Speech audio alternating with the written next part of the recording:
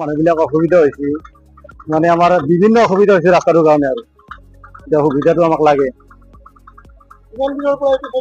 আজি 2 বছৰ হ'ল, 2 বছৰ হ'ল চলি আছে। নাই, কোনো ধৰণৰ গুৰুত্ব দিয়া নাই চৰকাৰে। বিৰাট অসুবিধা, বিৰাট অসুবিধা। এতিয়া আৰু বাৰিষা আহিলে পানী এককালমান পানী হৈ যায় বাৰিষাত। এই কালভাৰটোৰ বিষয়ে কি ক'ম, তাৰমানে মই যোৱাবাৰ হাজো PWDৰ অফিচাৰক মই 2-3 দিন গেছো এই কালভাৰৰ কথা কোৱাৰ কাৰণে। ইহঁতে গুৰুত্ব দিয়া নাই। ইয়াতে বহুত কেইবাৰমান এক্সিডেণ্ট হৈছে, কলবাৰী চোপাৰ মানুহ এজন মাৰাও গৈছে। আৰু সেইদিনা এটা এই কালভাৰৰ পৰা পিলপিল এটা পাল্টি গৈছিল। বহুত দুৰ্ঘটনা হৈছে এইটো ৰাস্তাত। চৰকাৰেও কোনো কাণ সাৰ নিদিয়ে। এতিয়া আপোনালোকৰ যোগেদি এতিয়াই আমি কওঁ যে চৰকাৰে যাতে ৰাইজৰ এই ৰাস্তাৰ কাৰণে ৰাইজক সুবিধা কৰি দিয়ে, এইখিনি আমাৰ ক'বলগীয়া। প্ৰায় 1.5 বছৰমান হৈছে। এইটো জগৰীয়া কৰিব লাগিব, ইহঁতে জগৰীয়া। এইটো আমি দাবী কৰো যে এইটো সোনকালে মেৰামতি হ'ব লাগে।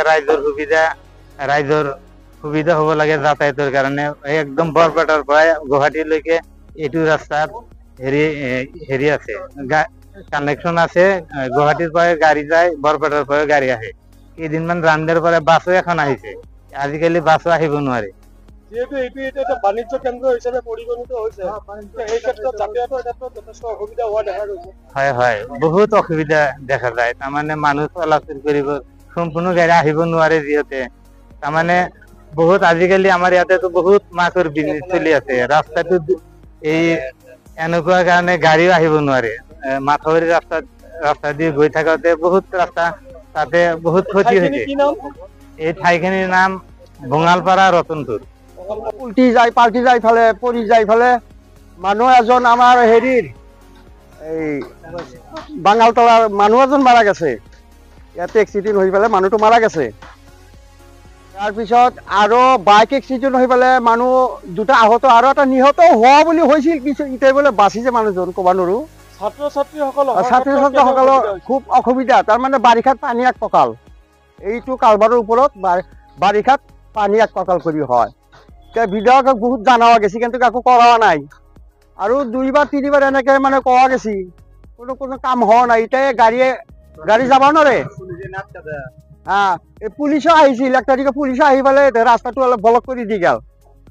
পিছে আৰু ব্লক কৰি মানে যাব লাগে, মানুহ খোজকাঢ়ি যাব লাগে, ব্লকটো ভাঙি দি পেলাই এনেকে যাই আছে মানুহবিলাক। বাইক এখন আহিলে তাতে মানুহ নুমি পেলাই নিব লাগে। গৰ্ভৱতী মহিলাগিলা যে এতিয়া এম্বুলেন্স গিলা লৈ আহে, ইয়াতে নি পেলাই নুমাই পেলাই এম্বুলেন্সটো একেদি নিবাই নোৱাৰে। কিবা খানি কৰি তক্তা পাৰি পেলাই গাড়ীখন সেইপাৰত পাৰ কৰি পেলাই তাৰ পিছত ধৰি মানুহ তুলিব লাগে। আপোনালোকে স্থানীয় বিধায়িকা গৰাকীক অৱগত কৰিছিল নে? কৰিছিলো। এই স্থানীয় বিধায়কক এইগিলা কথা জনোৱা গৈছিল, কিন্তু একো কৰা নাই। কিন্তু কামখিনি আমাক কৰি দিব লাগে। পানী কিন্তু এক কঁকাল হয় আৰু ওপৰেদি বাৰিষাত যাব নোৱাৰি। বাৰিষা কালত আপোনালোকৰ কেনেকুৱা ধৰণৰ সমস্যাৰ সন্মুখীন হ'বলগীয়া হয়? সমস্যা তাৰমানে মোজা পিন্ধি পেলাই ইফালে লাহে খোজকাঢ়ি মানে হেৰি চাই যাব লাগে। যাই পেলাই সিপাৰত তাতে যাই পেলাই কানি কাপোৰ বদলাব লাগে। এইখানিতো মানে পানী লেংটি মাৰি যাব লাগে, মোচা মাৰি। চৰকাৰ প্ৰশাসনক কি আহ্বান জনাব? এতিয়া আমাৰ ৰাস্তাখন হ'ব লাগে। চৰকাৰক আহ্বান জনোৱাৰ কথা হ'ল কি, আমাৰ ৰাস্তাটো অলপ ওখ কৰি হ'ব লাগে। এতিয়া ওখ কৰি হ'লে মানে মানুহ সকলোৰে ভাল হ'ব। গাড়ী চাৰি যাব পাৰিব, বা বেমাৰী চেমাৰী সেনেকে নিব পাৰিব গাড়ী দি, এম্বুলেন্স দি। এতিয়াতো একো কৰিব নোৱাৰে, দাঙি নিব লাগে, দাঙি আনিব লাগে। আৰু গাড়ী এখন আহিলে এম্বুলেন্স তক্তা পাৰি দিব লাগে, তাৰপিছতে পাৰ কৰিব পাৰে, নহ'লেতো পাৰ কৰিবও নোৱাৰে। এতিয়া বিধায়কক জনোৱা যায় যে আমাৰ এই কালভাৰটো কালভাৰে দিব না দলঙে দিব, কিবা